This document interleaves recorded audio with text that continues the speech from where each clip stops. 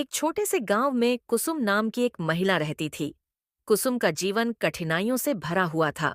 उसके पति की मौत एक बीमारी के कारण हो गई थी और वह अपने दो छोटे बच्चों मोहन और गीता के साथ अकेली रह गई थी। कुसुम के पास कमाई का कोई साधन नहीं था।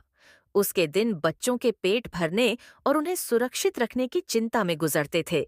वह गांव के घरों में झाड़ू पोंछा और मजदूरी करती थी, लेकिन उसकी मेहनत के बाद भी उसे इतना पैसा नहीं मिलता कि वह बच्चों की सभी जरूरतें पूरी कर सके। मोहन और गीता भी अपनी माँ की हालत देखकर दुखी रहते थे। वे कभी कभी आधा पेट खाकर सो जाते, लेकिन कभी शिकायत नहीं करते। वे अपनी माँ को खुश रखने की कोशिश करते।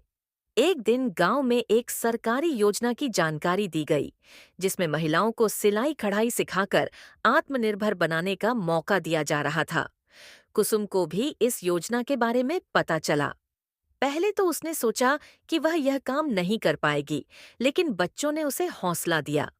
कुसुम ने सिलाई कढ़ाई का काम सीखा और धीरे धीरे अपने हुनर से पैसे कमाने लगी। अब वह दूसरों के घरों में काम करने की बजाय अपने सिलाई के काम से घर चलाने लगी। उसकी आमदनी बढ़ने लगी और वह अपने बच्चों को स्कूल भेजने लगी। कुसुम की मेहनत और बच्चों का हौसला उसके जीवन को बदलने का कारण बना। अब वे तीनों खुश थे और एक बेहतर भविष्य की ओर बढ़ रहे थे। यह कहानी हमें सिखाती है कि जीवन में चाहे कितनी भी मुश्किलें क्यों न आए, हिम्मत और मेहनत से हर समस्या का समाधान हो सकता है।